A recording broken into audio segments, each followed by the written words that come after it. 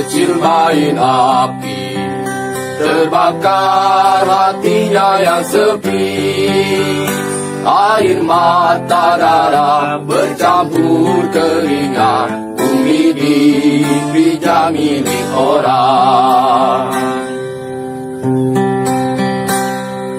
Nenek moyang kaya raya, tergadai seluruh harta benda.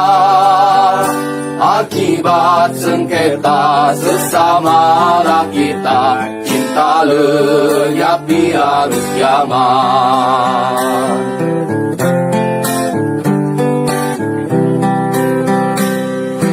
Indahnya bumi kita ini, warisan berturun lamanya.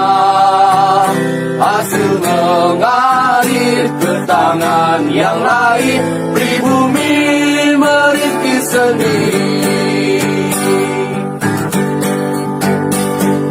Masa depan sungguh gelap, kan lenyap peristiwa semalam. Tertutuplah hati, terkunci mati, maruah pribadi dah hilang.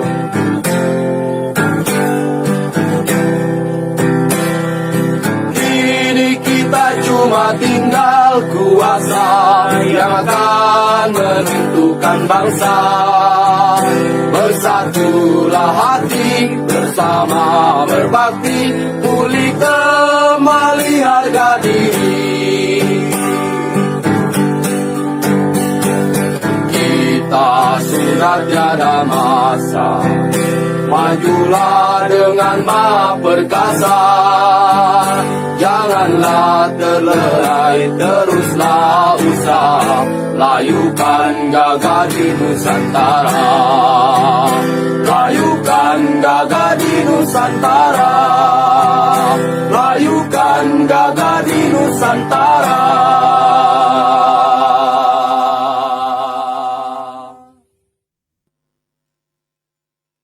Assalamualaikum warahmatullahi taala wabarakatuh. Apa khabar anda semua? Doa saya agar anda sihat walafiat. Ya, saudara Abu Sama, saudara Muhammad Kapli, saudara Nudi Ismail, saudara Ahmad Bakri, Puan Halimah Ismail, itu juga saudara Rahman Ibrahim. Saya mulakan bicara saya dengan kita memetik lagu Anak Kecil Main Api. Itulah yang akan berlaku pada negara kita secara andainya kita hilang kuasa dan sebagainya. Saya mengharapkan mungkin suatu malam saya akan memainkan lagu ini untuk menimbulkan kesedaran. Saudara mungkin nak marah pada saya pun boleh, tak ada masalah. Cuma matlamat saya, saudara Abu Sama, saya mengharapkan agar ada kesedaran di hati teman-teman. Dan jangan lupa like, share dan subscribe. Saudara, saudara Zamari LC, terima kasih saban malam menemani saya. Dan saya nak bagi tahu hari ini adalah hari Selasa, tanggal 19 Disember. Tinggal 83 hari lagi, saudara. Saudara Muhammad Johari, salam. Tinggal 83 hari lagi kita menuju tabir kehadiran bulan Ramadan yang sungguh mulia. Sama-samalah kita nantikan kehadiran Fajar Ramadan Al-Mubarak, saudara. Dan cuma hari ini merupakan hari yang ke-1366. Virus tersebut masih lagi melanda negara kita. Belum ada lagi tanda-tanda kekurangan dan sebagainya. Saya mengharapkan, berdoa agar Allah SWT menjauhi kita daripada segala mara bahaya. Dan juga kepada Yang Berhormat Datuk Seri Zulkifli Ahmad dapatlah segera melakukan sesuatu supaya virus tersebut dapat dikurangkan dan diusirkan ataupun diusaikan. Saudara Yusof Awang di Tanah Merah, terima kasih, nampaknya bertambah sihat. Alhamdulillah atas doa anda ya, Cik Mak, Cik Pak, Cik Makno daripada saudara Izzuddin dari Pulau Pinang, Cik Pa Makno, selamat malam. Saudara Richard Bakri, Puan Hamidah Kamat, salam satu Malaysia. Puan Rosmini dari Pontian, Johor, Raja Kamal, Raja Bazian, saudara kami Akiyah, saudara Mar Hakim, saudara Aziz Abdul Rahman dari Tanjung Karak, itu juga Megat Zulkifli dari Teluk Intan Perak, Mira Harun, saudara Saudara Ramli Abdul Rahman, Assalamualaikum. Salam, saudara. Itu juga saudara Puan Nur Maria. Baik, saudara.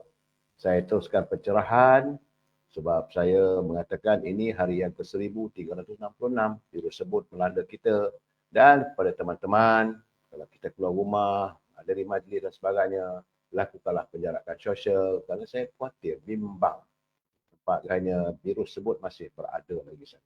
Baik, saudara. Kita terus masuk dalam segmen naluri kehidupan. Saudara, perlu saya ingatkan bahawa saya bukan da'i juga, saya bukanlah ustaz yang bertauliah.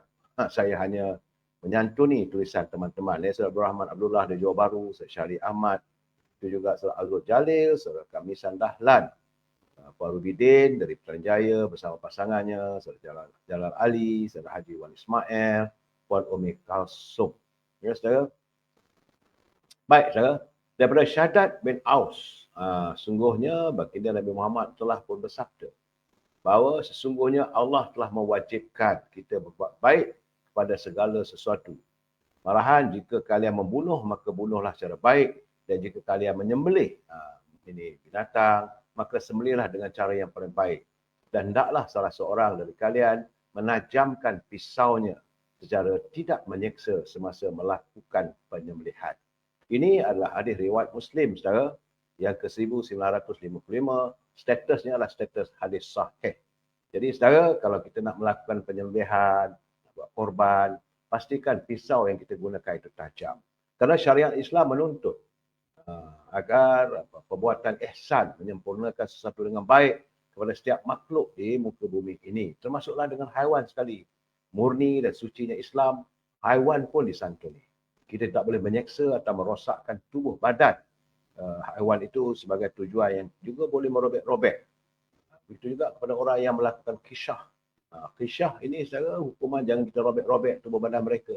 Dan janganlah kerana kita berbeza pandangan ataupun dari kumpulan yang lain, maka kita hilang sifat ihsan terhadap insan yang lain. Dan termasuk jugalah saudara kita buat baik pada haiwan ternakan sama insan. Jadi kewajipan dalam Islam adalah berbuat baik sama insan. Marilah kita melakukan kebaikan, melakukan sesuatu urusan dengan menyempurnakan sebaik mungkin, bukan sekadar melepaskan batu tetangga atau menzalimi haiwan sembelihan kita. Kerana saudara, memiliki sifat ihsan adalah dituntut kepada setiap Muslim. Agar semua ini dapat menjadi pengajaran dan panduan kita. Saudara Bahari Ismail, Saudara Osman Kamil, Tuan Haji Azhar Abdul Manap, Waalaikumsalam, Ian Iskandar, Saudara Fazilah Awang, Saudara Azhar M, Saudara Marzuki Yassin. Saudara, jangan lupa like, share dan subscribe, saudara. Kita masuk segmen mutiara kata. Kerana dalam mutiara kata ini, teman-teman kita menghantar kiriman pada saya, katanya, cubalah untuk tidak menjadi seorang berjaya, tapi tidak berharga. Jadilah seorang berjaya yang bernilai. Kerana kita menuntut orang lain untuk berubah, tapi ada kalanya kita lupa tentang betapa sulitnya bagi kita untuk berubah. Jadi kita sendiri pun tak nak berubah, macam mana kita nak tuntut orang berubah? Itu peringatan teman-teman dalam segmen Kata Mutiara yang saya rasakan bahawa sesuai untuk kita fikirkan bersama. Dan saya masih lagi memberi peringatan kepada pimpinan negara agar ingatlah, janganlah berbelanja wang negara tanpa had. Kerana kalau wang negara dibelanjakan tanpa had, maka negara boleh muflis. Ini peringatan perlu saya sampaikan. Malahan Yang Mulia Tengku Razali Hamzah selalu berpesan pada saya. Kena sebut, saya kata kalau orang marah, jangan peduli orang marah. Kita harus mengingatkan sama insan. Dan pada teman-teman yang menyunting sebelum live saya ini, yang dimasukkan dalam mana-mana channel, saudara, saya ingin menyatakan semua itulah tanggungjawab anda. Kerana saya tidak mampu untuk memantau setiap suntingan yang anda lakukan. Apa yang anda sunting, apa yang anda masukkan dalam mana-mana channel, saya izinkan, tetapi anda harus bertanggungjawab kerana saya tak dapat untuk memantaunya. Dalam waktu yang sama, saudara, kena ingat, ini adalah pencerahan politik. Matlamatnya adalah sekadar memberi informasi kepada setiap warga yang berkesempatan dengan saya. Bila saya memberi pencerahan, lalu pandangan, kita mesti bersetuju untuk tidak bersetuju. Tak begitu, Cik Pa, Saudara Azizul Abdul Hamid, Saudara Syarani Salmah dari Seri Iskandar, Saya terima kasih pada saudara Azizul Abdul Hamid yang kata tolong sebarkan untuk saudaraku. Begitu juga Abdul Ghaffar Hamzah dari Kuantan. Baik, saudara, kita harus bersetuju untuk tidak bersetuju. We must agree to disagree. Itu pesan saya dan saya mengharapkan teman-teman dapat menghayati apa yang saya katakan ini. Saudara Malandi Mama, nama sedap Malandi Mama. Secara permulaan bicara, tentulah saya akan melaporkan bagaimana laporan kaji cuaca. Sebab sekarang ini musim hujan, Saleh Lembang, sudah Cik Pak Makno. Kerana saya dikabarkan oleh Jabatan Kaji Cuaca Meteorologi Malaysia mengatakan bahawa ribut petih, hujan lebat dan angin kencang jangka melanda negeri Kedah iaitu di Kulim dan Bandar Baru, di Pulau Pinang, di Perak iaitu di Krian, di Larut, Matang, Selama, Kuala Kangsar, di Manjung, di Kinta, Perak Tengah, Kampar, Batam Padang dan Mualim. Ini ramalan kali cuaca, angin kencang dan laut bergelora, saudara. Di Pahang itu di Tanah Tinggi Cameron, di Lipih, di Raut, Bentung dan Bera. Sementara itu di Selangor pula, saudara, itu di Hulu Selangor, di Gombak dan Hulu Langat. Bagi Negeri Sembilan, kawasannya adalah Jelebu, Kuala Pilah, Jempol dan Tantin. Di Melaka, kawasan Jasin, sementara di Johor, saya seriau bila saya tengok di Johor, hujan lebat mungkin melanda di Tangkap, di Segamat, Muar dan Batu Pahat.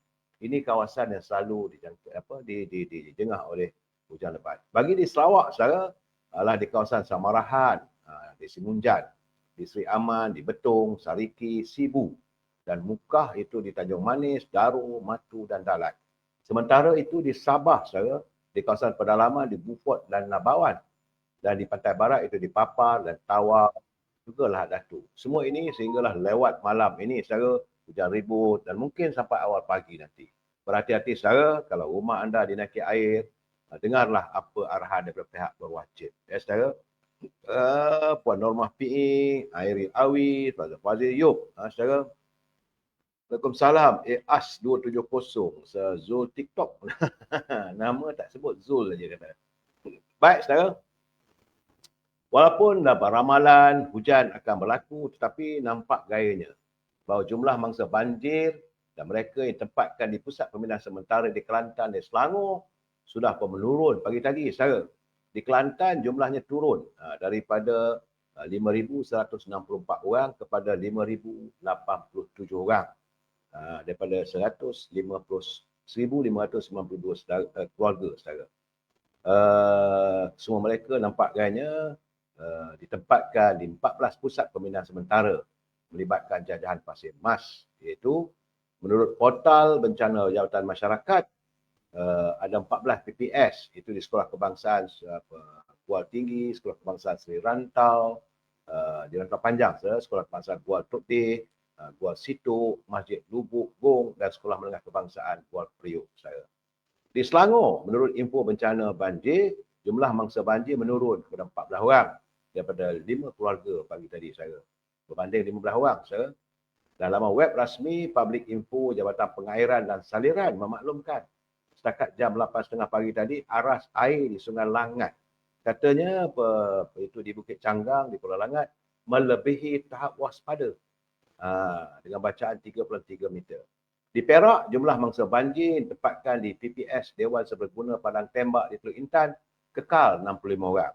Sekretariat Jawatan Kuasa Pengurusan Bencana Angkatan Pertahanan Awam memaklumkan kawasan terjejas banjir kekal melibatkan daerah di Hilir Perak, iaitu di Batu Sembilan, Lorong Kedah, Lorong Belakang Klinik, Lorong Sidang Osman, Batu 7, Batu 8, Lorong Imam Khairi dan Lorong Mesra. Sekretariat turut memaklumkan bahawa paras air di Sungai Bidu di Cangkat Jong mencatatkan bencana bacaan bahaya itu pada 3.72 meter saat itu. Dengan cuaca daerah Hilir Perak diramalkan hujan pada malam ini, kita bimbang boleh terjadi banjir akan meningkat.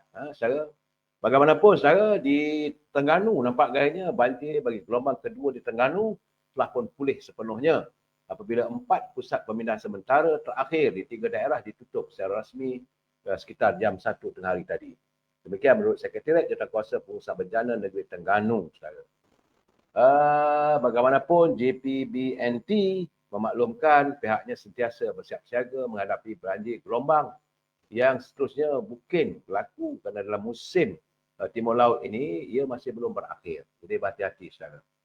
Cuma yang saya lihat, ada satu lagi di Rantau Panjang. Di Rantau Panjang ni nampak gayanya banjir termenung. Apabila warga di sana sudah pun menzahirkan rasa yang tak seronok lah saudara.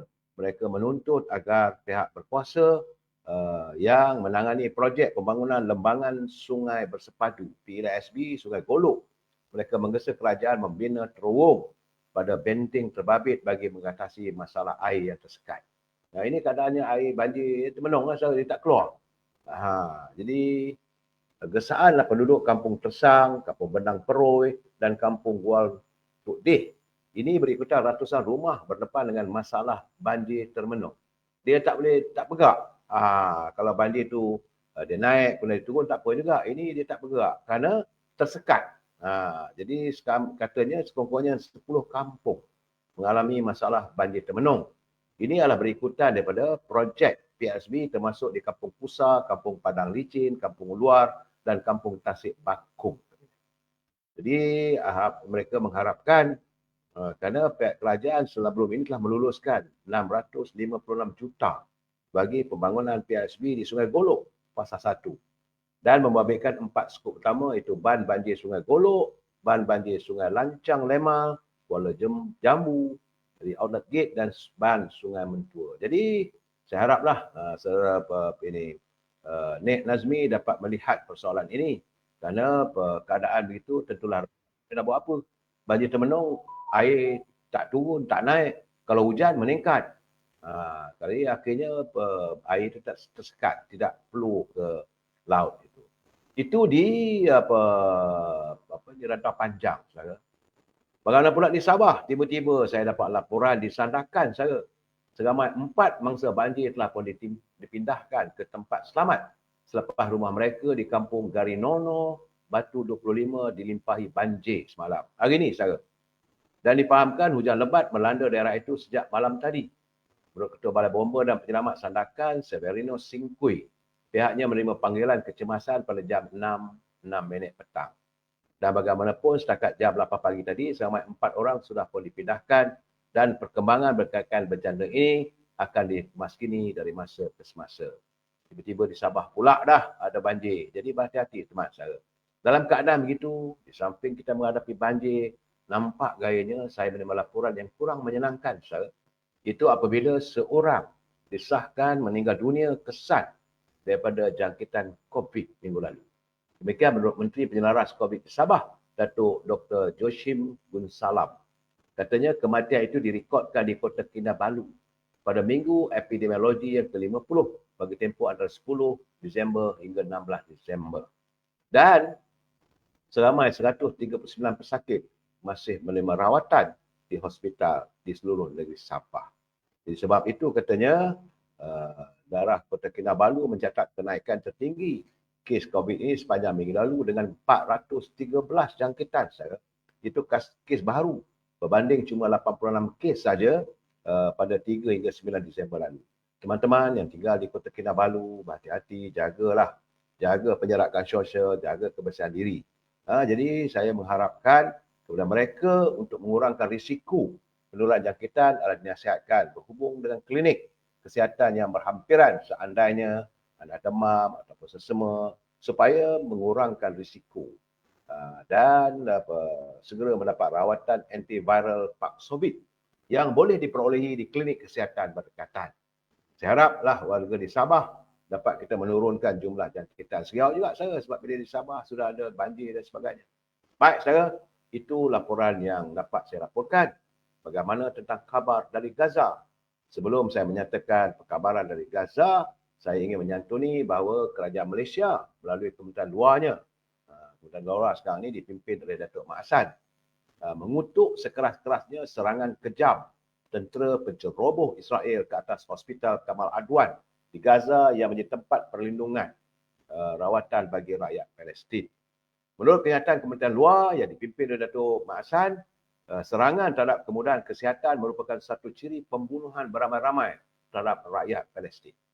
Itu juga kepungan ke atas Gaza jelas merupakan jenayah perang di bawah undang-undang antarabangsa. Ia melanggar hak asasi manusia, iaitu hak untuk hidup dan hak untuk menentukan nasib sendiri. Jadi tindakan memaksa orang awam di Gaza berpindah serta cubaan menjadikan Gaza sebagai tempat yang tidak dapat didiami mesti ditamatkan. Saya ucapkan syabas kepada Kementerian Luar Negeri di bawah pimpinan Datuk Mak Hassan yang begitu tegas menyuarakan suara warga negara kita. Kerana nampak guys, daripada Geneva, apabila Pertubuhan Kesihatan Sedunia mengecam kemusnahan yang berlaku di Hospital Kamal Adwan yang menyaksikan sekurang-kurangnya 8 pesakit telah pun meninggal dunia. Menurut Ketua Pengarah WHO, Tedros Adhanom Ghebreyesus, dia kata antara mangsa yang meninggal dunia adalah kanak-kanak berusia 9 tahun. Data itu dikeluarkan ketika tentera Israel telah pun keluar dari hospital selepas melakukan operasi pengeboman dan pembunuhan. Bagaimanapun, Hamas berulang kali menafikan dakwaan kononnya di hospital tersebut tempat perlindungan tenteranya. Itu keadaan WHO tetap menyatakan bahawa mereka tidak senang dengan tindakan kezaliman daripada rejim Zionis yang melakukan pengeboman terhadap hospital di Kamal Azhar. Bagaimanapun di Pertubuhan Bangsa-Bangsa Bersatu ini yang tak seronok dari New York, saya dapat laporan bagaimana Majlis Keselamatan Pertubuhan Bangsa-Bangsa Bersatu, mereka telah pun menangguhkan sehingga lewat malam ini undian mengenai draft resolusi yang menggesa agar serangan di Gaza dihentikan untuk membenarkan penghantaran bantuan kemanusiaan tanpa halangan. Jadi ada negara-negara anggota yang belum mencapai persetujuan terhadap draft resolusi tersebut. Draft itu dirangka oleh Emirat Arab Bersatu yang menegaskan semua pihak yang terlibat dalam konflik mesti mematuhi kewajipan mereka di bawah undang-undang antarabangsa.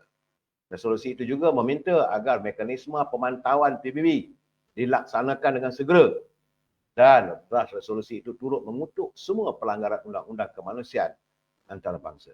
Dalam saat begitu yang agak tidak menyenangkan kita, Amerika Syarikat telah mengeluarkan kenyataan bahawa ia berikrar akan terus membekalkan senjata kepada Israel kerana kononnya menentang pengganas Hamas.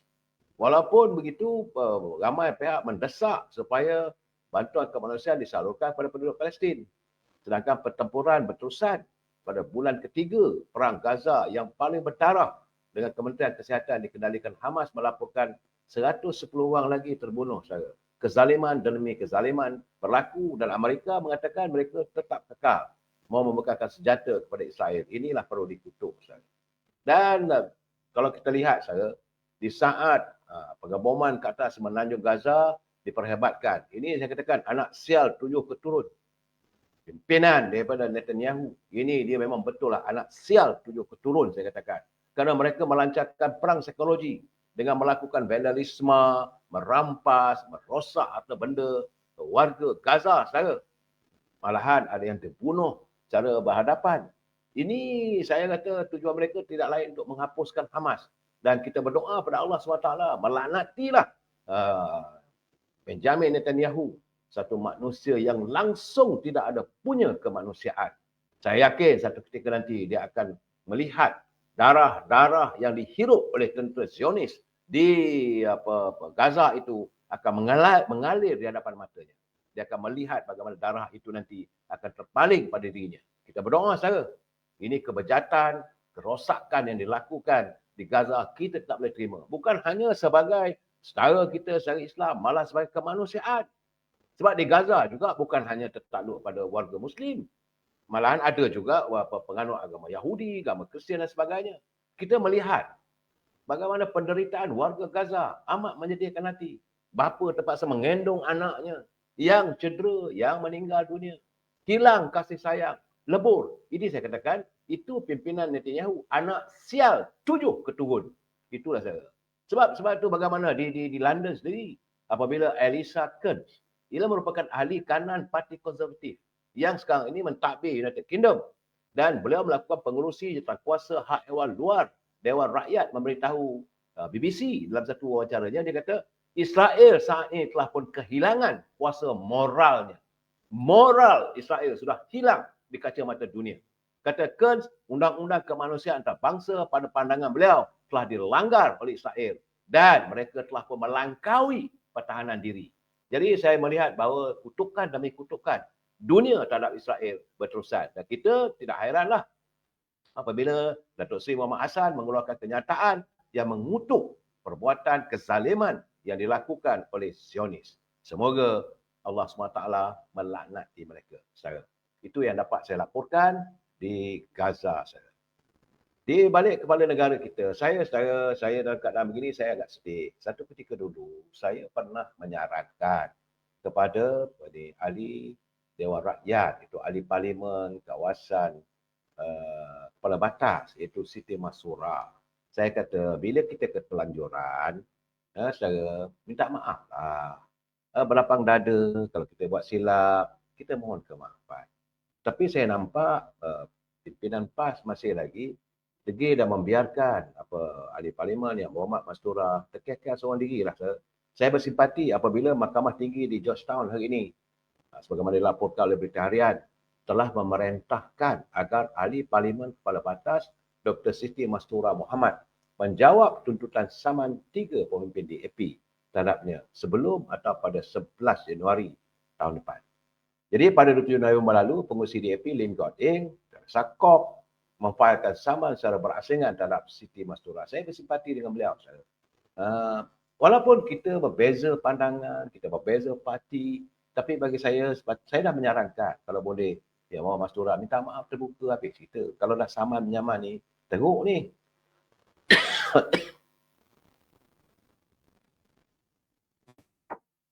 Ini kerana kenyataan beliau yang mengatakan bahawa pimpinan DAP, Lim Guan Eng, dia menyatakan bahawa mereka punya pertalian dengan parti komunis dan sebagainya. Bagi saya lah, kalau keterlanjuran atau kesilapan, buat mohon maaf lah yang buat Mastura. Sekarang kita dah masuk ke mahkamah. Bila dah masuk mahkamah, jawabnya sendiri dah menjawab. Sebab itu saya juga berpesan pada teman-teman yang pengendali media sosial ni, ambillah ini sebagai pedoman. Bila kita berhadapan dengan kes mahkamah, disaman, diseret dan diminta datang ke balai polis, akhirnya kalau kita membuat hantaran yang bukan-bukan, kita seorang yang menjawab. Pimpinan mereka kenyang dengan apa yang mereka ada. Mereka merasakan bahawa kita sebagai pejuang, tapi pejuang sampai mana? Kalau sampai sekarang ni, macam tengok Wawi Masura. Saya bersimpati sebagai anak muda yang punya masa depan politik, tapi bila dah kena macam ini, saudara, kalau tuntutan 3-3 tu bukan sikit, saudara. Bukan sikit, besar tuntutannya. Dan saya tak tahulah kalau boleh ada dicari jalan supaya dicari perdamaian, saudara. Waksu, apa khabar Waksu hadir dari Larut. Dia debat dengan kesombongan membawa kemudaratan kepada diri sendiri. Itulah budaya PAS. Itu kata Serabat. Jadi, saudara YBA dia tanya kenapa parti Islam ni suka buat fitnah. Saya pun tak tahu nak mengatakan apa-apa lah. Bagi cuma saya katakan bahawa kalau boleh, atas keterlanjuran minta maaf. Sebab mungkin, saya yakinlah saudara, kalau beliau melakukan secara terbuka, minta maaf melalui media dan sebagainya, 3-3 pimpinan DAP itu bolehlah menerima secara dan tidak diteruskan tindakan mahkamah. Sekarang ni dah masuk mahkamah. Bulan depan, saudara, beberapa hari lagi, saudara, bulan depan akan kita nak menghadapi musim-musim bulan raya dan sebagainya.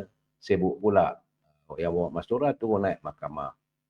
Saya bersimpati saya terus terang. Secara peribadi saya tak seronok mendengar berita ini. Walaupun Mastura datang daripada parti yang bukan daripada parti UMNO. Saya lebih suka kita berdebat, kita berpolitik secara anak jantan. Bukanlah dengan sikit-sikit masuk ke mahkamah, sikit-sikit mahkamah. Bagaimana berlaku sekarang ni? Hari ini nampak gayanya Datuk Seri Anwar Ibrahim telah pun mendapat perintah injunksi inter partes. Itu dua belah pihak bagi menghalang Menteri Besar Kedah Datuk Seri Muhammad Sanusi Mahno daripada mengulangi dan menerbitkan semula kenyataan yang didakwa memfitnah. Ini bukan sekadar satu tindakan menghalang, saya rasa mungkin ada urutan yang lain saman yang akan dilakukan. Ia berkaitan kes saman fitnah yang difailkan oleh Yang Amat Berhormat Perdana Menteri terhadap ahli Dewan Undangan Negeri, kawasan Jeneri yang juga beliau selaku Yang Amat Berhormat Menteri Besar Kedah. Kerana berhubung ucapannya yang didakwa berbau fitnah. Dan sepatutnya tarik ajalah, tarik balik kenyataan. Saya kata kalau buka lah secara terbuka, minta maaf, benda ni tak boleh berlarutan sampai ke mahkamah. Ini sebabkan Hakim Mahkamah Tinggi, iaitu Yang Arif Mahzal Mat Taib, membuat keputusan itu selepas mendengar hujahan peguam Datuk Seri Anwar iaitu SM Naya dan Peguam Yus Farizal Yusof yang bertindak bagi pihak Muhammad Sanusi. Mereka berbincang di mahkamah, tapi akhirnya Datuk Anwar Ibrahim mendapat perintah injunksi. Jadi apabila dihubungi oleh wartawan, menurut Naya, dia kata mahkamah membenarkan permohonan anak guamannya dan mahkamah memberikan injunksi interpart, itu perintah larangan, sehinggalah kes saman utama diputuskan oleh mahkamah. Sebab dalam keadaan begini, Yang Berhormat Datuk Seri Muhammad Sanusi tak bolehlah nak menuduh lagi. Jadi sebab itu saya katakan, kadang-kadang keterlanjuran. Pak Cu dia kata kutip terma lagi lah. Itulah nampak gayanya. Bila tak cukup nanti, kutip terma. Tapi apakah kita mau bersekukuh dengan sesuatu tindakan yang dilakukan semata-mata kerana mengikut kehendak hati. Saya jadi kata saudara Mazman Talib, dia kata ada fakta okeylah. Dia takut kata fakta ke laut. Jam berada, betul. User 2204278565 dia tanya, mana ketua parti yang buat masyurah? Apakah tidak mau menolong beliau? Kita tak tahu saya. Sebab itu tadi saya kata saya bersimpati dengan yang buat masyurah. Dan sekarang ni, Datuk Seri Anwar Ibrahim, tapi nampak gayanya saya, bagaimana saya katakan, bermula tahun 2024, mahkamah dipenuhi dengan saman menyaman dan tindakan terhadap ahli-ahli politik. Saya difahamkan ramai. Ini begitu juga dengan kenyataan daripada Tan Sri, Ketua Pengarah Suruhanjaya Pencegah Rasuah, yang mengatakan bahawa pihak SPRM telah pun menyiapkan sekitar 200 kertas siasatan yang telah pun dimuktamadkan dan berada di atas meja Peguam Negara sekarang. Apa nak jadi negara kita, saya tahulah saya. Lepas satu. Dan Ramli dia kata hujan Ipoh masih lebat, masih tak berhenti, sabar saya. Saudara Aceh, terima kasih hantar saya kiriman untuk mawar merah. Dia kata buat lebay ni, buat fitnah berjemaah. Tapi bila kena saman, sorang-sorang. Itulah keadaan saya. Saya tidak mahu menghina parti masing-masing. Bukan cara saya. Saya berpolitik, saya menyatakan apa perjuangan parti saya. Apa yang diperjuangkan oleh parti anda, terpulang kepada rakyat. Tetapi untuk melontarkan fitnah, mengutuk, maki hamun, itu bukan budaya kita, saya. Kita harus memastikan supaya tiap-tiap ceramah politik tidaklah bersifat berbau personal atau peribadi. Ini macam mana kita dengar secara adanya pemain-pemain media sosial mengeluarkan kenyataan yang kadang-kadang seorang itu digambarkan seperti bukan manusia, saya. Dengan pelbagai kes itu, kes peribadi, kes dalam kain. Apa hal cerita-cerita dalam kain ini, kadang-kadang benar, kadang tak benar, yang macam-macam lah. Akhirnya, macam mana kita tahu, bagaimana pihak polis lah pun membuat siasatan, membuka kertas siasatan terhadap seorang pemain media sosial kerana menuduh yang bawa Perdana Menteri mengidap penyakit yang tak wajar dikatakan, benda tak ada, itu merupakan fitnah. Akhirnya dia disiasat. Saya sebagai pemain media, saya pun tak seronok benda ni berlaku. Kerana apakah ini budayanya? Boleh dikatakan saban malam kita mendengar 2-3 orang tu. Saya nak sebut nama, apa malas saya. Buat apa kita nak sebut nama? Kalau kita sebut nama, kita mempopularkan nama dia. Dan kata itu, kata ini, saya sembang sana, sembang sini. Dan apakah media sosial kita ini hanya mahu digunakan untuk menghidangkan berita-berita yang lain tak ada, lebih banyak bersikap peribadi. Sampai bila? Sampai bila warna-warni politik negara kita ini dihidangkan dengan percakapan politik peribadi? Ini yang saya tak setuju, saya. Keadaannya, saya. Dan saya tengok sekarang ni. Ini saya marah, saya. Ini memang saya betul marah. Ini apa punya mengarut, saya tak tahu. Apabila ada pula pertubuhan, 16 pertubuhan NGO menuntut diadakan pilihan raya bagi pemilihan senator. Apa pengarut ni, saya kata. Sampai bilakah warga kita yang sepatutnya kita tumpukan masa untuk membangunkan negara masih lagi terkait dengan politik? Sampai bila kita nak tak habis-habis dengan politik? Pilihan raya dah selesai, saudara. Ini Dewan Negara pula minta diadakan pilihan raya, kata 16 NGO tu. Dan sampai bila? Sampai bila kita nak bermain dengan politik? Sedangkan orang lain mengawal kekayaan. Kita sepatutnya bekerja, berusaha, membangunkan ekonomi negara, membangunkan ekonomi bangsa kita. Bukan kita bermain politik yang tak ada had, tak ada noktah. Habis usai pilihan raya. Kadang-kadang ada pula pilihan raya kecil. Dah mau nak. Ini tuntutan ni. Supaya pemilihan senator diadakan pilihan raya. Tak cukup dengan itu, saudara. Lagi mengarut. Supaya pemilihan anggota Majlis Perbandaran pula juga nak diadakan pilihan raya. Ini merapu ni saya kata. Majlis Perbandaran apa ni, bandaran lah. Macam-macam lah. Akhirnya menimbulkan polemik politik yang tak menentu. Akhirnya timbul cita-cita yang berbau resis. Kononnya kalau di Bandar Kuala Lumpur ni, maka bukan Melayu lah yang akan memenanginya. Kenapa kita buat keputusan begitu? Kenapa harus kita mewujudkan cita-cita, cerita-cerita yang tak sepatutnya kita lontarkan di saat sekarang ini yang paling penting bagi kita untuk membangunkan negara kita, membangunkan ekonomi warga, menangani derita rakyat bersama-sama dengan pimpinan supaya ekonomi dapat segera dipulihkan. Jangan lupa saudara, negara berhutang 1.5 triliun. Ini siapa yang buat? Saya tak mau menuduh saudara, tapi itu yang berlaku. Selepas Datuk Seri Najib meninggalkan kerajaan Barisan Nasional, kalah itu hari, dia meninggalkan sekitar 658 bilion saja. Tetapi selepas diambil alih oleh pimpinan untuk kali kedua je Perdana Menteri, kemudian ada pula daripada Perikatan Nasional, sama-sama dengan pemimpin saya juga, Saudara Ismail Sabri. Akhirnya negara berhutang sampai 1.5 triliun. Itu kataan saya, negara kita makmur, penghasilan yang ada. Tapi kalau duk sibuk saudara nak berpolitik, dan persoalan sekarang apakah? Ini satu persoalan. Apakah Melayu ini mesti sepanjang masa berpolitik? Orang lain tak ada saudara. Orang Melayu ni lain tak ada. Lepas politik ni, nah minta suap pemilihan senator. Lepas senator, minta pula pemilihan Majlis Perbandaran. Lepas ni, tak kata kita lah saudara, saban hari asyik dia bercakap politik. Kemudian, ini masalah dia, bila dia politik berbalah. Kau tak betul, ini tak betul. Bila tak betul, mula timbul cerita peribadi. Cerita dalam kain pun timbul. Orang ni melakukan menggoda isteri orang. Orang ni pula ada skandal dengan tertentu. Sampai bila saudara kita nak memalukan bangsa kita? Saya sebenarnya saudara, saban malam saya mengajak teman-teman. Sudahlah. Kita noktahkan politik ini. Negara bangsa kita mahu maju ke hadapan. Kita tak sepatutnya berbalah sama kita. Islam sendiri menuntut, kena ingat saudara, bahawa kita tidak diizinkan untuk tidak bertegur sapa dalam tempoh 3 hari. Apa kata baginda Rasulullah SAW? Kalau kamu memutuskan hubungan silaturahim dalam tempoh 3 hari, maka diharamkan untuk kamu ke syurga. Ini tidak. Cerita syurga neraka. Nak undi kami masuk syurga. Tak undi kami masuk neraka. Sedangkan memutuskan ukhuwah Islamiah. Ukhuwah sama-sama saudara kita. Di mana letaknya syumulnya mereka bercakap soal agama. Syumulnya mereka mengajak warga kita untuk menuju kalam dunia di akhirat nanti ke syurga. Saudara, dunia ni pinjam-pinjaman. Cukup-cukuplah. Rakyat dah buat keputusan. Di Kelantan hari ini, yang dipimpin oleh warga terdiri daripada orang PAS.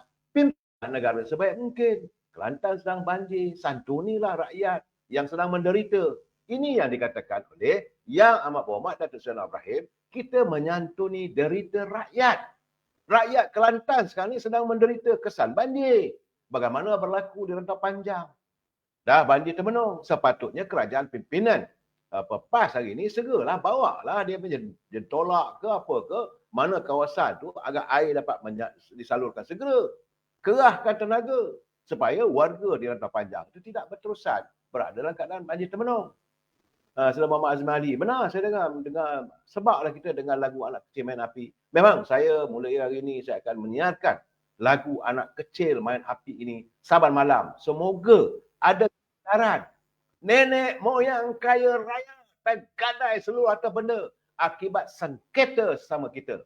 Bumi dipijak milik orang. Tak sedar lagi ke? Sampai bila nak sedar orang politik? Saya kata bangang anda marah dengan saya. Bila saya kata boleh lebih kurang, anda mengatakan saya ini terlampau. Saya geram saya melihat kebejatan politik yang dilakukan. Saman menyaman, tuduh menuduh. Sekarang ni dah ada pilihan. Bahawa sekarang ni saat ini di Dewan Negara, di Dewan Rakyat, Datuk Seri Anwar Ibrahim mendapat 152 sokongan ahli parlimen. Sudahlah, noktah. Lajar jalankan dan beri bantuan sebagai jadikan pembangkang yang berfaedah untuk rakyat. Bukan lagi nak bercakap tabuk atap, orang ni jatuh, tahu bulan ini akan jatuh. Sampai bila saya? Bagi saya lah, tak kata pada Datuk Anwar Ibrahim, kalau saya pun kena kata macam itu, saya nasib baik saya akan maki terus saya. Ini betul-betul saya kata, cadangan NGO untuk mengadakan pemilihan untuk para senator, untuk diadakan pemilihan ini PBT. Bagi saya ini cadangan cukup hampir yang tak boleh dilayan sama sekali. Mak saya. Ini tengah marah saya.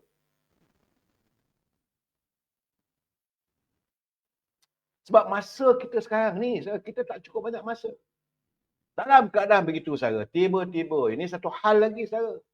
Ini satu hal lagi. Warga UMNO, sebab tu saya katakan dalam UMNO, kita mendoakan yang berhormat Datuk Seri Abidi petang tadi setelah pun berangkat ke Tanah Suci Mekah untuk menunaikan umrah bersama keluarganya. Kita mendoakan agar beliau mendapat umrah yang mabrur, dan saya bersempatkan salam pada dia, sampaikanlah salam pada baginda Rasulullah sepanjang berada di Tanah Suci Mekah dan juga Madinah. Kabarnya dia akan balik dalam 1 atau 2 bulan nanti awal tahun saya. Dia nak menyambut tahun baru itu di Kota Suci Mekah. Alhamdulillah saudara. Tetapi saya nak bagi tahu kepada saudara, dalam usaha beliau untuk memulihkan UMNO, tapi alhamdulillah lah, ada juga paresik-paresik yang mula telah pun dikeluarkan. Saya melihat kenyataan, saya dengar kenyataan itu, saya geleng kepala. Dulu kamu berada sebagai ahli Majlis Tinggi UMNO. Kamu menjadi ketua penerangan yang diangkat, yang dibela oleh Datuk Seri Abidi. Hari ini kamu mencerca beliau. Saudara, bila dia mengatakan, ini kenyataannya saudara, bila dia kata seharusnya lah untuk kepentingan bersama UMNO, untuk memulihkan kembali UMNO, maka UMNO ni sewajarnya untuk kembali bersama dengan Perikatan Nasional. Saya hairan sebab dia dulu berada dalam Majlis Tinggi, dia pun tahu matlamat parti PBM, Parti Pribumi nak membunuh UMNO. Dan sekarang seolah-olah dia nak UMNO ni melutut pula dengan Perikatan Nasional. Jadi fikiran apa? Hanya selepas kamu disingkirkan daripada jawatan kamu sebagai Majlis Tinggi UMNO dan disingkir daripada UMNO. Dan mulalah ikut iritan orang-orang yang selama ini, paresik-paresik yang disingkirkan daripada UMNO. Mereka sekarang ni berada dalam Perikatan Nasional. Saya nak kata pengkhianat, nanti orang marah pada saya. Tidaklah, tetapi bagi saya, mereka-mereka ini saya anggap sebagai paresik UMNO yang meletakkan kepentingan diri untuk berada UMNO, nak cari habuan, nak cari jawatan dan sebagainya. Bagi saya tak salah. Saya rasa tak salah kalau nak menegur bahawa, tapi biarlah berfakta. Tapi saya nampak naratif yang dimainkan oleh mantan ahli Majlis Tinggi itu. Dia kata bahawa UMNO bekerjasama dengan DAP. Tang mananya saya pun tak faham. Lihat sendiri saudara, bila Lim Kit Siang melontarkan kenyataan, dia kata bahawa Perdana Menteri ini bukan hanya mesti daripada orang Melayu, orang bukan Melayu pun boleh jadi Perdana Menteri. Dia disanggah oleh pimpinan UMNO. Veteran UMNO menyanggah, Ketua Pemuda UMNO menyanggah, pimpinan UMNO menyanggah. Di tang mana yang katakan kita ni mencilat ataupun membuli secara menjadi barwa kepada DAP. Kalau mereka melakukan tindakan, mengeluarkan kenyataan yang boleh mengecilkan hati warga bangsa kita, kita akan songsong. Di sinilah juga saya bersetuju dengan pandangan sahabat saya, Syabudin Husin. Dia menulis hari ini secara dalam medianya, dia mengatakan sudah sampai masanya Datuk Seri Anwar Ibrahim juga menegur beberapa orang pemimpin daripada DAP yang mungkin mereka masih lagi belum dapat menyesuaikan diri untuk berada dalam satu kumpulan, dalam satu kerajaan perpaduan. Dia kena jaga. Kita kalau boleh, kita tak naklah menyinggung hati dan perasaan mereka. Tapi janganlah disentuh hati dan perasaan warga bangsa Melayu. Jadi berbalik pada kenyataan yang dibuat. Saya dengar tadi, saya tak tahulah dalam di media sosial dia mengatakan bahawa perlulah kita menaikkan semula UMNO ini di kacamata orang Melayu dengan meninggalkan DAP dan keluar daripada kerajaan. Sedar dirilah saudara. Kita cuma ada 26 kerusi saja UMNO ni.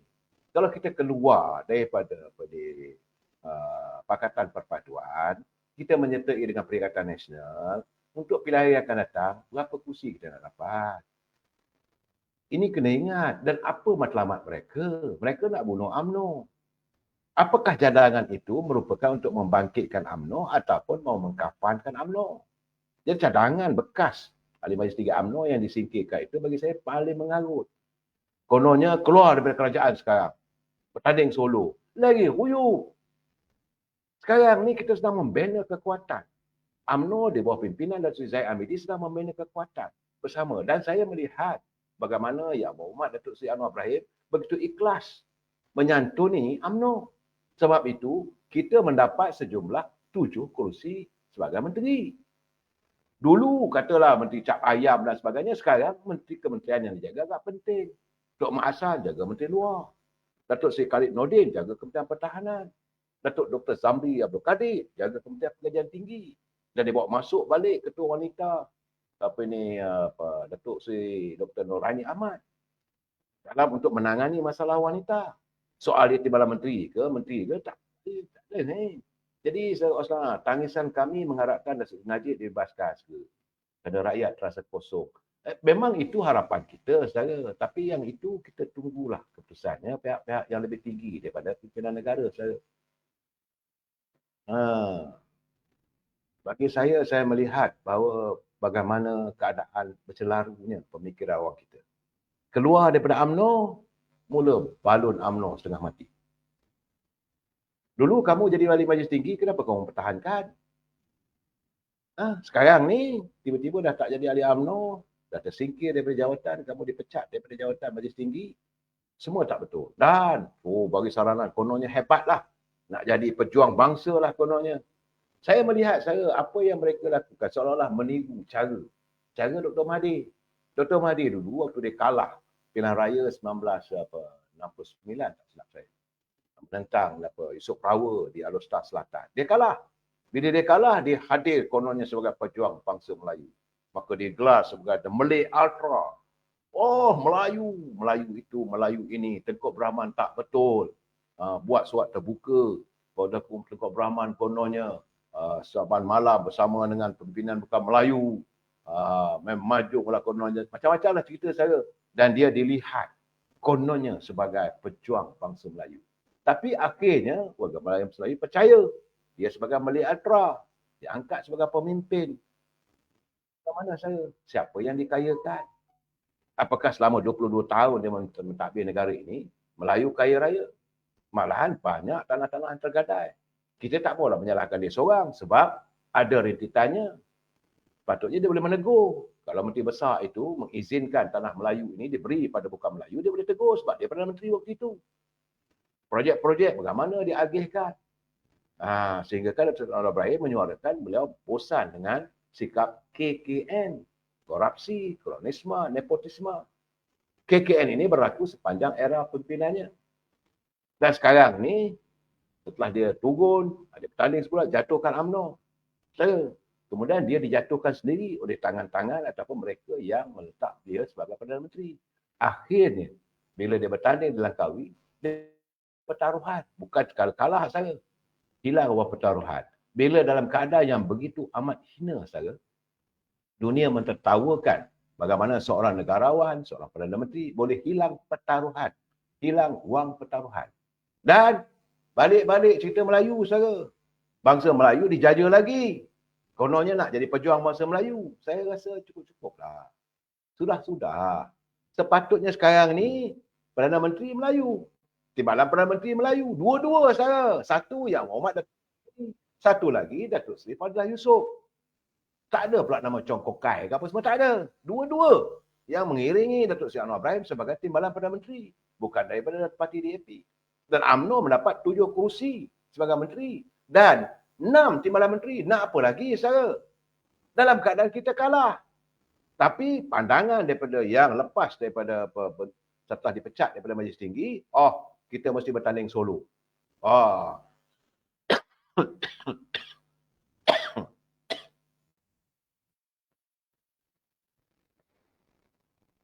Kononnya nak menyelamatkan UMNO. Sucinya hati. Tapi di dalamnya kita dapat menyelam setiap kenyataannya. Apa yang cuba disampaikan Apa cuba dilakukan? Lain tak ada. Bahawa kononnya Datuk Seri Presiden UMNO ini lebih nak jaga hati orang DAP. Saya dah dengar betul-betul. Beliau sekarang ini sedang menyantuni derita rakyat. Menjaga Kementerian Pembangunan Luar Bandar. Nak apa lagi? Datuk Seri Anwar Ibrahim banyak sebelum pelantikan Menteri Kabinet yang baru lalu, banyak orang mengatakan bahawa beliau akan dipindahkan ke Kementerian Dalam Negeri. Tapi Datuk Seri Anwar Ibrahim tahu bahawa warga di luar bandar perlu dibantu, disokong. Sebab itu beliau meletakkan Presiden UMNO. Kerana UMNO itu jaringannya pada seluruh negara. Itu matlamatnya. Pun lagi tak puas hati lagi. Saya tak tahulah. Bercakap lain tak ada, akar umbi. Bahawa akar umbi UMNO takkan begitu. Orang warga akar umbi UMNO tidak bersetuju untuk kita bekerjasama dengan DAP. Habis nak kerjasama dengan siapa? Naratifnya supaya kita melutut semula. Duduk kembali dengan parti PBM, PBM dan juga PAS. Apakah dia lupa waktu dia jadi ahli Majlis Tinggi UMNO dulu, bagaimana lukanya UMNO yang dikhianati oleh PAS? Apakah dia terlupa? Bagaimana ucapan dia di seluruh negara waktu itu? Tiba sekarang nak tarik pula supaya UMNO melutut dengan Perikatan Nasional. Apakah dia lupa bagaimana UMNO ini cuba dibunuh oleh parti pimpinan daripada Perikatan Nasional?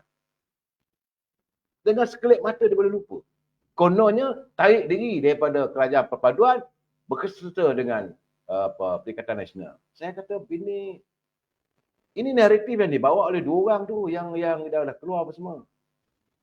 Bagi, betul saudara Zaki Hasan dia kata, bagi bertanding di Shah Alam pun kalah. Kononnya aku keluar daripada Harvard. Ini masalah saya. Saya setuju dengan pandangan Zaki Hasan. Begitulah Datuk Seri Zahid memberi peluang dia bertanding di Shah Alam. Tapi akhirnya dia kalah. Nak salahkan siapa? Saudara Yusuf Sulaiman, bagi saya itu persoalan tentang posko kita tunggu. InsyaAllah. Yakinlah saya. Jadi kata Rambuddin Pasarat, dia kata kalau mereka cakap akar umbi, jawabnya akar umbi kayu lah. Akar umbi, umbi kayu. Takkan akar umbi dia dapat membaca. Dan saya juga difahamkan Datuk Seri Presiden UMNO telah pun turun ke setiap cawangan. Cuma orang tak beritahu sebab kita tak hebohkan. Laporan yang saya terima, sekarang ni ada lagi 3 negeri yang belum ditangani oleh Datuk Seri Zahid Hamidi untuk bertemu. Kerana waktu itu dia menjalani pembedahan dan rasa berehat. Dan hari ini dia pergi ke Mekah, menunaikan umrah. Dia balik nanti. Maka dia akan menyantuni UMNO di peringkat cawangan bahagian di Negeri Terengganu, di Negeri Kelantan dan juga di Negeri Selangor. InsyaAllah. Dia sendiri berjanji dengan saya, dia kata dia akan turun di 191 bahagian UMNO. Akan menjelaskan cerita sebenarnya tentang kerajaan perpaduan, kerjasama kita dalam pasukan kerajaan perpaduan, kerajaan madani. InsyaAllah bila dia turun nanti, baru orang faham. Sekarang ni. Tapi saya haraplah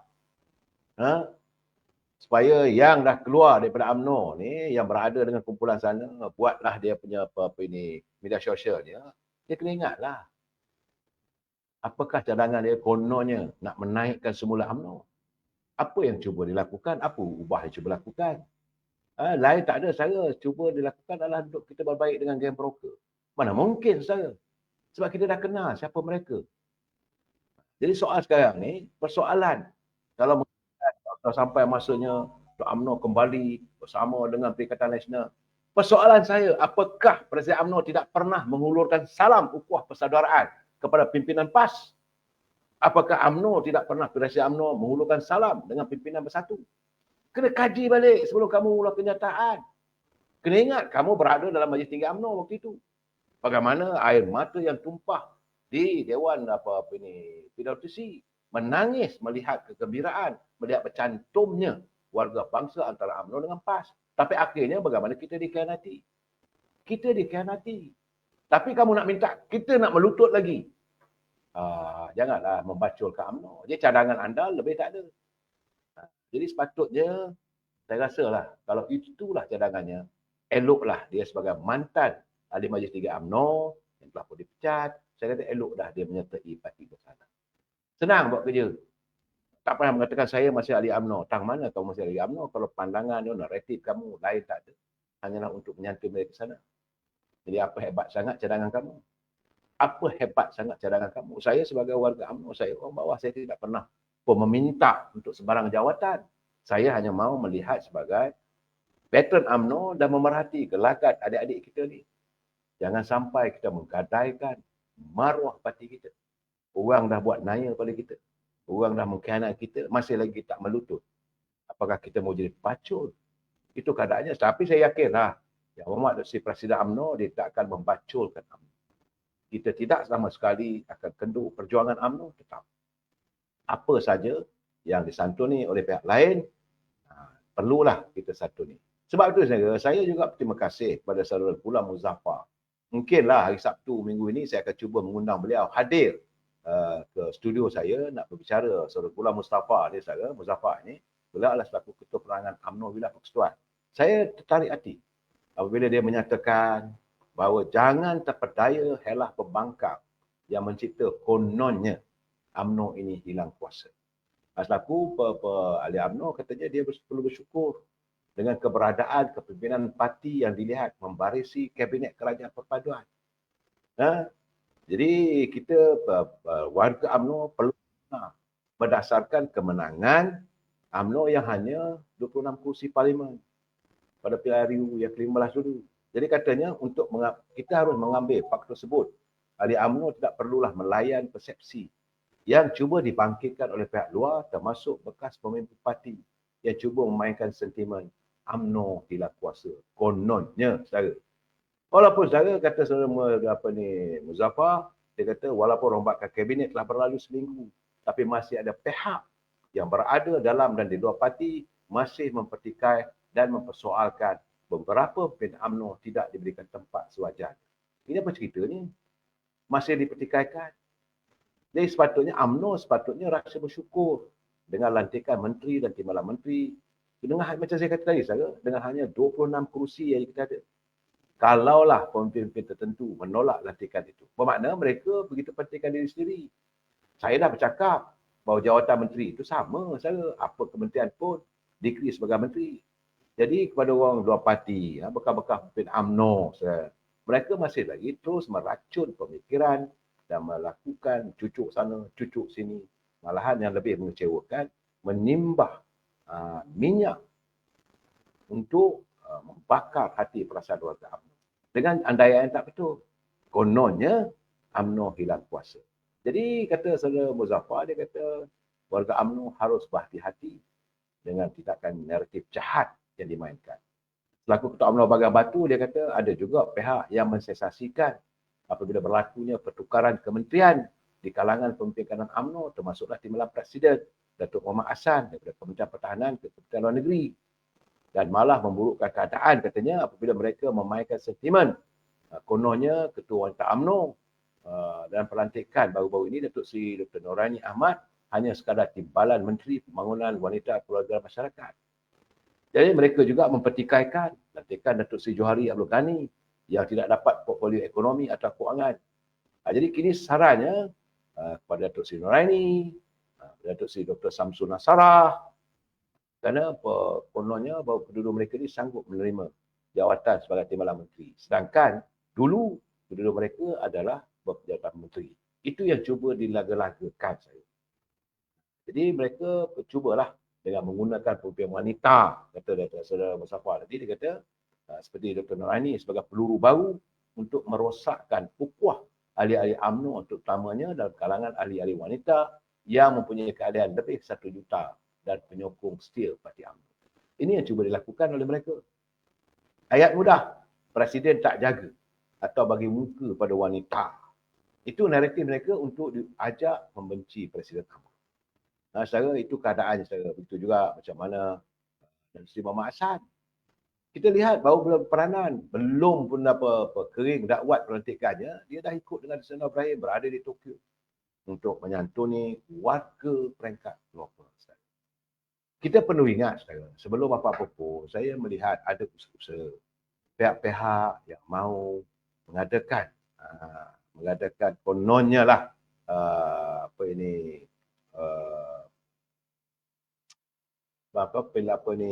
persempadanan semula. Ini isu yang akan dimainkan. Mereka sedang bermain isu persempadanan semula yang akan dilakukan. Saya nak jelaskan, saudara. Persempadanan semula ini hanya dilakukan selepas 10 tahun. Dan jeda waktunya kita dah lebih dari 10 tahun. Sewajarnya dikaji semula itu yang ada dalam perlembagaan. Sebagaimana yang dituntut oleh warga di Sabah, warga di Sarawak menuntut supaya perjanjian 1963 itu dipatuhi. Di mana dalam perjanjian itu, ahli-ahli parlimen dari Semenanjung tidaklah boleh bilangannya melebihi 2/3. Kerana ia perlu diimbangkan dengan ahli-ahli parlimen dari Sabah dan Sarawak. Jadi saya melihat kenyataan yang amat berhormat Datuk Seri Anwar Ibrahim, dia kata dia akan berusaha untuk menyantuni dan melaksanakan setiap perjanjian yang dicapai oleh pemimpin-pemimpin terdahulu kita, terutama dalam perjanjian 1963, penubuhan, asas penubuhan Malaysia ini. Jadi kalau itu berlaku, saya merasakan besar kemungkinan Sabah dan Sarawak akan mendapat tambahan kursi parlimen. Jadi kenapa pula dimomok-momokkan kononnya di Semenanjung ini akan ditambah lagi? Yang paling penting perlu disantuni di Sabah dan Sarawak. Kerana di Sabah setakat ini 24 dan di Sarawak 31. Saya berkeyakinan sebab negeri di Sabah besar. Kawasan macam di Kinabatangan itu, kawasan parlimen Kinabatangan itu sebesar negeri Pahang. Dengan kawasan begitu besar, mana mampu seorang ahli parlimen itu menyantuni rakyat seluruh di kawasan parlimennya. Tak usah cerita Sarawak negeri Sabah lagi saya. Kawasan masing-masing. Sama ada Darat Datu. Saudara macam di Labuan. Satu pulau. Pulau yang begitu besar, saudara. Begitu juga di Kota Kinabalu. Begitu juga di Sempurna dan sebagainya. Kawasan-kawasan inilah perlu dapat tambahan kursi parlimen. Begitu juga di Sarawak. Kawasan mereka luas, saudara. Saya berbual juga dengan ahli parlimen daripada Sabah, daripada Sarawak. Mereka menceritakan pada saya bahawa kedudukan kawasan parlimen di Sabah dengan Sarawak, saya geleng kepala. Ada sebesar negeri Pahang. Bayangkan saya macam Kinabatangan yang dipimpin oleh Bung Mokhtar. Sebesar negeri Pahang. Parlimen Kinabatangan. Macam manalah dia nak menyantuninya. Begitu juga di kawasan-kawasan yang lain. Jadi sewajarnya kalau boleh wujudkan 2-3 kawasan parlimen. Jadi sekarang ni mereka mengalihkan kononnya persempadanan semula ini mewujudkan kawasan pilihan baru ditumpu kepada Semenanjung. Mana mungkin itu akan dilakukan? Ia berasaskan kepada perjanjian 1963 bahawa kursi-kursi parlimen di Semenanjung tidak boleh melebihi 2/3 daripada kursi bilangannya daripada Sabah dan Sarawak. Lepas Ayub, semoga dipermudahkan segala urusan pimpinan UMNO, insya-Allah. Jadi sekarang Hamid Abdul Hamid, terima kasih sokongan anda. Menurut Saudara Mak Rajab Badawi, dia kata kita perlu akui bahawa kaum bukan Melayu. Saya tak suka menyebut bangsa, saudara. Kalau kita sebut bangsa, kita main resis. Negara tidak memerlukan rakyatnya berpecah belah, bergaduh. Saya nak bagi tahu terang-teranglah, saudara. Kalangan mereka yang melontarkan pandangan begitu, tu sedang saya katakan. Dalam pentas politik, ini demi Melayu, iaitu Cina dapat. Sedangkan bila mereka berkuasa, mereka berkongsi juga dengan saudara-saudara kapitan-kapitan ni. Jadi cakap tak sepuas bikin. Itu keadaannya. Mereka kononnya nak membeli jiwa Melayu ni. Kita mesti jaga orang Melayu. Kawasan bandar ni mesti cari Melayu semua. Bila mereka dipilih sebagai pemimpin, dulu pun ada sejarahnya, saudara, yang sekarang ini yang bercakap pompang dalam Perikatan Nasional. Kongsi. Dia punya rakan kongsi perniagaan ni siapa? Adakah totok Melayu? Tak ada, saudara. Perkongsian mereka bukan Melayu juga. Tapi mereka bermain politik menggunakan resis. Lihat sendirilah macam mana berlaku di Kelantan. Saya bila tengok begini, saya teringat.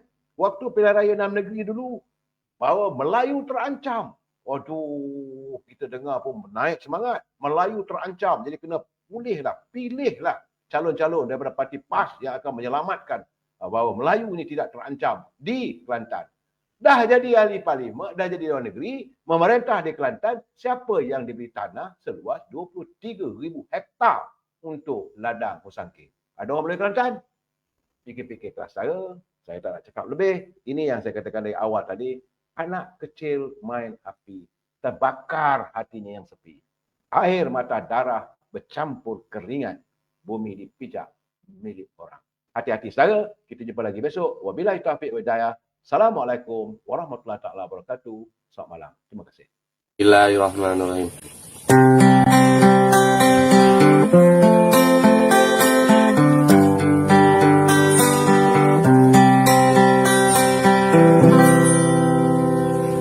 Anak kecil main api, terbakar hatinya yang sepi.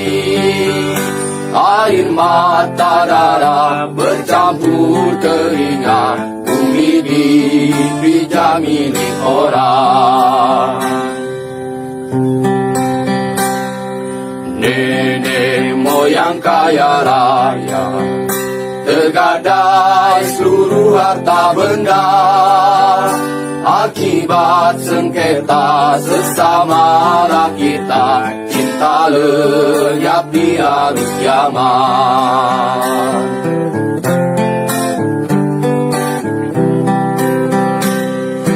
Indahnya bumi kita ini, warisan berturun lamanya. Hasil mengalir ke tangan yang lain, pribumi merintis sendiri. Masa depan sungguh gelap, kan lenyap peristiwa semalam. Tertutuplah hati, terkunci mati, maruah pribadi dah hilang.